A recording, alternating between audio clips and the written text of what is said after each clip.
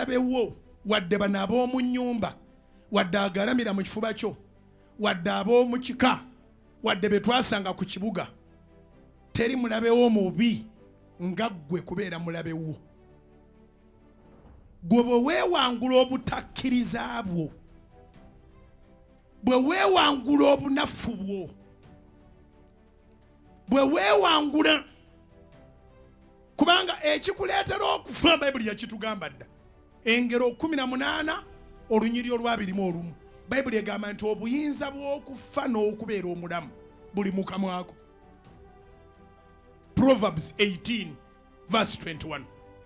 Obuyinza bw'okufa n'obulamu buli mu kamwako.